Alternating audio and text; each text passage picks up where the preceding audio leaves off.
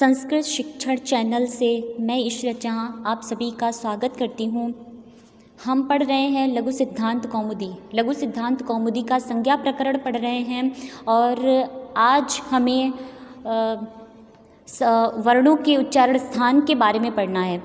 देखिए, सभी वर्णों का एक निर्धारित उच्चारण स्थान होता है, चाहे स्वर हो चाहे व्यंजन हो। सभी वर्णों का एक उच्चारण का एक स्थान निर्धारित किया गया है कि यह वर्ण इसी स्थान से उच्चारित होगा, इसके अलावा किसी दूसरे स्थान से उच्चारित नहीं हो सकता। और वह कुल उच्चारण के जो स्थान माने गए हैं वह कुल 8 हैं। कुल 8 उच्चारण के स्थान माने गए हैं। ठीक है, तो आप पिछले वीडियोज़ में माहेश्वर सूत्र पढ़ चुके हैं, प्रत्याहार पढ़ चुके हैं, इत संज्ञा, लोप संज्ञा और स्वरों के भेद पढ़ चुके हैं और अब आप आगे उच्चारण स्थान पढ़ रहे हैं। तो उच्चारण स्थान में जो 8 उच्चारण के स्थान हैं, उन 8 स्थानों को किस तरह से विभाजित किया गया है और वर्णों को किस तरह से 8 उच्चारण के स्थानों में विभाजित किया गया है, उसको आपको देखना है। तो उसका सूत्र क्या है? पाणिनि ने अपने अष्टाध्यायी में जो सूत्र लिखा है, तुल्यास्य प्रयत्नं सवर्णम, तुल्यास्य प्रयत्नं सवर्णम।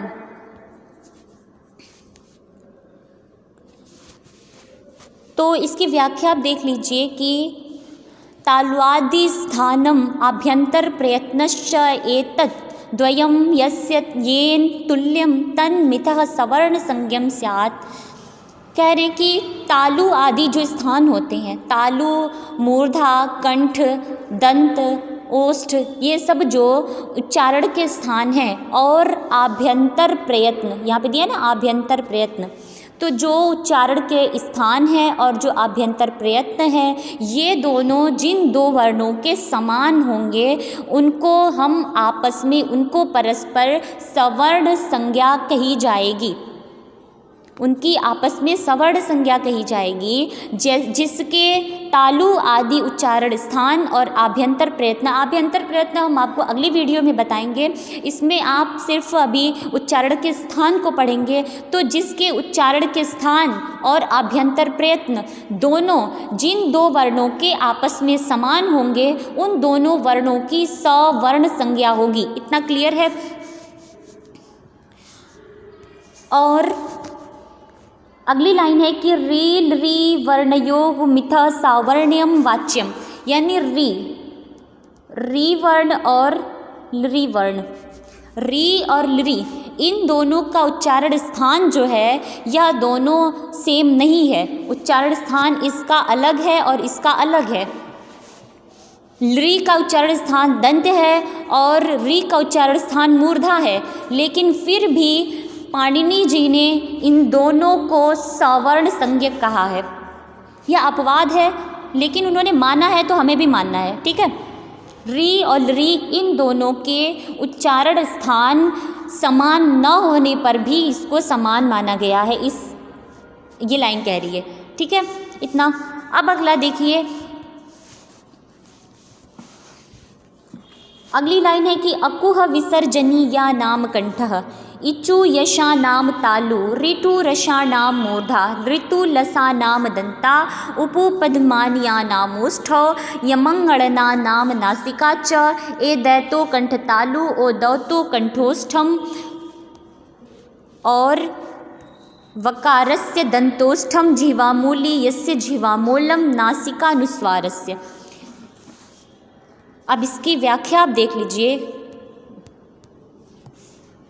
कि अकुह विसर्जनी या नाम कंठः, अ वर्ण, और कु का मतलब क्या होगा? कु का मतलब है क वर्ग। क वर्ग यानी क ख ग घ अंग, क ख ग घ अंग। आप वर्ग जानते होंगे, जो वर्णमाला है, वर्णमाला को 5 वर्गों में विभाजित किया गया है ना। तो कवर्ग, पवर्ग, चवर्ग, टवर्ग, टवर्ग, तो ये 5 वर्ग में 5-5 वर्ण होते हैं, कुल मिलाकर 25 वर्ण होते हैं। उसके बाद यवर ल ह और श श श स ये आता है। तो ये जो 5 वर्ग हैं, इन 5 वर्गों को कवर्ग, पवर्ग, चवर्ग, टवर्ग और तवर्ग को कू, चू, टू, तू, पू इस तरह से शॉर्ट में कहा जाता है। पहले भी मैंने बताया है कि संस्कृत जो है कोडेड लैंग्वेज है, कोड भाषा है। तो ये जो कू है, कू, इस सूत्र में जो कू है, इस कू का मतलब है क वर्ग। क वर्ग में कुल 5 वर्ण आएंगे, यानी क, ख, ग, घ, अंग। ठीक है, अ और कू का मतलब क, ख, ग, घ, अंग। और ह, देखिए इसमें ह है, अ, कू, ह और विसर्जनीय नाम, विसर्जनीय यानी विसर्ग। ये नाम क्यों लगा है? नाम इसलिए लगा है क्योंकि आपने जो शब्द रूप पढ़ा होगा, आप शब्द रूप पढ़े होंगे, तो षष्ठी विभक्ति एक वचन का जो रूप होता है, बालक का रूप देख लीजिए, अकारांत जो शब्द होते हैं, बालक है, राम है, उसका रूप देख लीजिए। तो षष्ठी विभक्ति एक वचन का रूप बालक का नाम होता है, रामा नाम होता है। उसी तरह जो षष्ठी विभक्ति है उसकी पहचान क्या है? का, की, के है।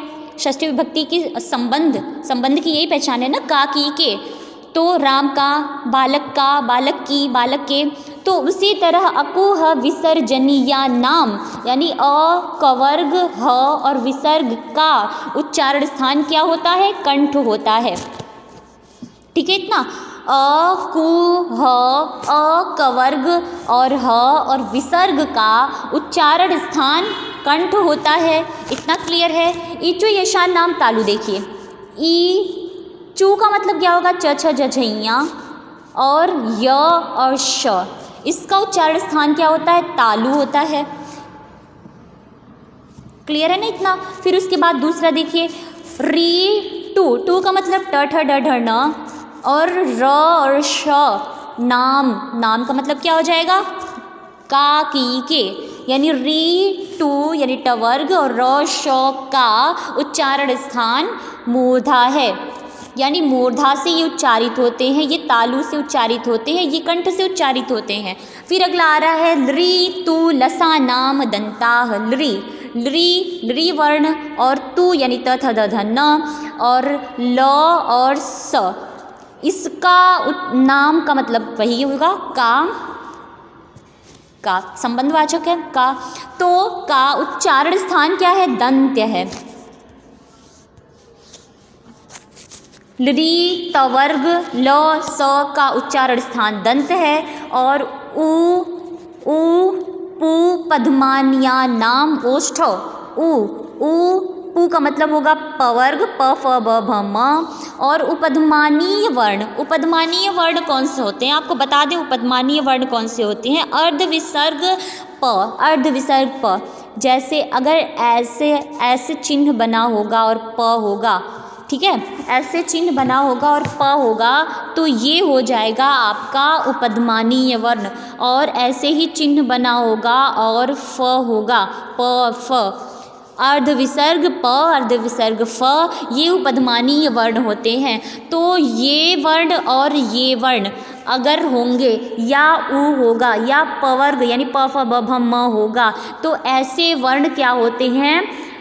ओष्ठ वर्ण होते हैं। ऐसे वर्णों को ओष्ठ वर्ण कहा जाए, ऐसे वर्णों का उच्चारण स्थान ओष्ठ है। उ वर्ण, पवर्ग यानी प, फ, ब, भ, म और उपधमानीय वर्ण समझ में आ गया? ये और ये, इसका उच्चारण स्थान ओष्ठ है। और अगला देखिए, यमंगणना नाम नासिका च, यमंगणना नाम नासिका च, या म ङ ड़ न की का उच्चारण स्थान क्या है? नासिका है। अब च क्यों लगा है? आपको च का आपको बता दें कि यहाँ पे च क्यों लगाया है। पाणिनि जी ने किसी में च नहीं लगाया, लेकिन इसमें च क्यों लगाया है? वो इसलिए लगाया है क्योंकि आपने जो ऊपर पढ़ा, कंठ पढ़ा, तालु पढ़ा, मूर्धा पढ़ा, दंत पढ़ा, ओष्ठ पढ़ा, ठीक है, इन सब को मिला के जिनका उच्चारण होता है, यानी इससे जिसका उच्चारण होता है, या इससे जिसका उच्चारण होता है, या इससे जिसका उच्चारण होता है, इससे होता है और इससे होता है, और च का मतलब और प्लस नासिका से भी जिसका उच्चारण होता है, वही वर्ण यमंगणना नाम नासिका च, वो वर्ण क्या है? वही वर्ण ये या म ङ ण न है। समझ में आया? या म ङ ण न का उच्चारण स्थान नासिका भी है और नासिका है, ऐसे कहेंगे। यानी कंठ भी है, तालु भी है, मूर्धा भी है, दंत भी है, ओष्ठ भी है और नासिका भी है। जैसे आप कंठ में देखिए, कंठ में ङ आ रहा है, ङ वर्ड, ये ङ आ रहा है ना। और आप तालु में देखिए यहाँ आ रहा है, यहाँ, ठीक है। और इसमें आप देखेंगे ड़ आ रहा है, इसमें देखेंगे न आ रहा है। न का उच्चारण स्थान क्या है? दंत है। ड़ का उच्चारण स्थान क्या है? मूर्धा है। या का उच्चारण स्थान तालु है। ङ का उच्चारण स्थान कंठ है और म का उच्चारण स्थान क्या है? ओष्ठ है। तो इन सब का उच्चारण स्थान पहले बताया गया, इसका कंठ है, इसका तालु है और इसका मूर्धा है, इसका दंत है, इसका ओष्ठ है। फिर आगे बताया जा रहा है कि इन सब वर्णों का उच्चारण स्थान नासिका भी है। यानी ये इन सब से तो उच्चारित हो ही रहे हैं। या म ङ ण न जो वर्ण 5, ये जो 5 वर्ण हैं, ये 5 वर्ण इन सब से उच्चारित हो ही रहे हैं, प्लस नासिका से भी उच्चारित हो रहे हैं। और आप पिछले वीडियो में आपने पढ़ा था कि मुख नासिका वचनो अनुनासिकः, तो मुख और नासिका से मिलकर जिनका उच्चारण होता है वही अनुनासिक वर्ण होते हैं। तो यही वो वर्ण है जिनका उच्चारण मुख से, यानी मुख यानी इनसे और नासिका दोनों से मिलकर जिसका उच्चारण होता है वही अनुनासिक होते हैं। तो यही वो वर्ण है। समझ में आ गया इतना ना? इनको 2 बार लिखा गया है, एक तो इसमें इन सब में आ रहा है, फिर इसमें भी आ रहा है। ये नासिका से भी उच्चारित होते हैं और कंठ, तालु, मूर्धा, दंत और ओष्ठ से भी उच्चारित होते हैं। इतना क्लियर है? अब आगे देखिए,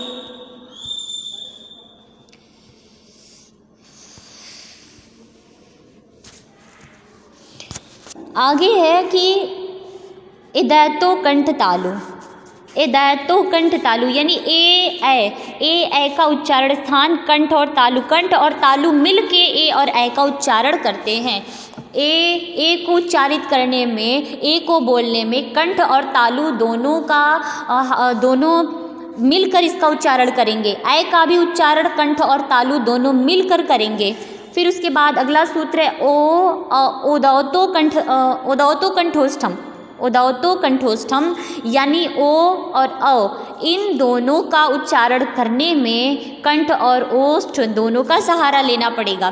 कंठ और ओष्ठ दोनों मिलके ओ का उच्चारण करेंगे और कंठ और ओष्ठ दोनों मिलके ही अ का उच्चारण करेंगे। इतना क्लियर है? वकारस्य दंतोष्ठम सूत्र कह रहा है कि व का उच्चारण दंत और ओष्ठ मिलके करते हैं। दांत और ओठ, ठीक है, दांत और ओष्ठ दोनों मिलके किसका? व का उच्चारण करते हैं। और जिह्वामूली यस्य जिह्वामूलम, जिह्वामूली यस्य जिह्वामूलम, जिह्वामूलीय वर्ण कौन से होते हैं? जिह्वामूलीय वर्ण, जिह्वामूलीय वर्ण कौन? ये होते हैं जो ऐसे, एक मिनट, ये और अर्धविसर्ग क और अर्धविसर्ग ख, ये वर्ण क्या होते हैं? जीवामूलीय वर्ण होते हैं और इनका उच्चारण स्थान जिह्वामूल है, यानी जीभ के मूल के भाग से इनका उच्चारण होता है। किनका? अर्धविसर्ग क का और अर्धविसर्ग ख का उच्चारण जीभ के मूल भाग से होता है। क्लियर है इतना? फिर नासिका अनुस्वारस्य, अनुस्वार का उच्चारण स्थान नासिका है। नासिका से उच्चारित वर्ण या म ङ ण न भी हैं और अनुस्वार जो होता है वह भी नासिका से उच्चारित होता है। अनुस्वार क्या होता है? अनुस्वार आप जानते हैं ना, ये या म ङ ण न जब अनुस्वार ऐसे हो जाता है तो वह अनुस्वार बन जाता है, ऊपर यह बिंदु के रूप में ऊपर चला जाता है, तो यह अनुस्वार बन जाता है और इसका उच्चारण स्थान भी नासिका है, यह नासिका से उच्चारित होता है। ठीक है, इतना क्लियर है? एक बार और देख लीजिए कि अकुह विसर्जनी या नाम कंठ, इस तरह आपको लर्न करना होगा। अकुह विसर्जनी या नाम कंठ, इचु यशा नाम तालु, ऋतुरसा नाम मूर्धा, ऋतुलसा नाम दंता, उपपद्यमानिया नाम ओष्ठो, यमंगणना नाम नासिका च, दैतो कंठ तालु ओदौतो कंठोष्ठम, वकारस्य दंतोष्ठम, जिह्वामूली यस्य जिह्वामूलम, और नासिका अनुस्वारस्य इस तरह से अगर आप लर्न कर लेंगे तो आपको नहीं भूलेगा। और कहीं पर भी आपको क्वेश्चन पूछ सकता है कि ख का उच्चारण स्थान क्या है, आपको पूछ देगा ख का उच्चारण स्थान क्या है। जब तक आपको ये याद नहीं होगा, ये वाला सूत्र, आप नहीं जान पाएंगे कि ख का उच्चारण स्थान क्या है। ठीक है, अकुह विसर्जनीया नाम कंठः, जब याद रहेगा तभी आप जानेंगे कि कु यानी कवर्ग का उच्चारण स्थान कंठ है, इसलिए कवर्ग में ख भी आता है तो ख का उच्चारण स्थान भी कंठ होगा, तभी आप जानेंगे। ये सूत्र याद होगा तभी आप जानेंगे। इसी तरह अगर आपको पूछ दे, अगर आपको दे कि च फ क और ट, इनमें से मूर्धा से उच्चारित होने वाले वर्ण कौन से हैं? इन चारों ऑप्शंस में से कौन सा ऑप्शन मूर्धा से उच्चारित होता है? इन चारों वर्णों में से कौन सा वर्ण मूर्धा से उच्चारित होता है? तो जब तक कि आपको ये वाला सूत्र याद नहीं होगा, रे टू रसाणाम मूर्धा यानी री टू टवर्ग र श का उच्चारण स्थान मूर्धा है, तभी आप इस ट को सही कर पाएंगे, है ना। आपको पूछ दे कि कौन सा ऐसा वर्ण है जिसका उच्चारण कंठ और नासिका दोनों से मिलकर होता है। कौन सा ऐसा वर्ण है जिसका उच्चारण नासिका से भी होता है और कंठ से भी होता है, नासिका से और कंठ से दोनों से होता है। तो आप इस नौ को कैसे जानेंगे जब तक कि आपको ये भी और ये भी सूत्र याद नहीं होगा। आपको ये सारे जितने भी सूत्र दिए गए हैं आपको मुँह ज़बानी पूरा याद करना पड़ेगा ये सारे सूत्र, तभी आप वर्णों के उच्चारण स्थान को आप जान पाएंगे, समझ पाएंगे। ठीक है, अब तक के लिए धन्यवाद।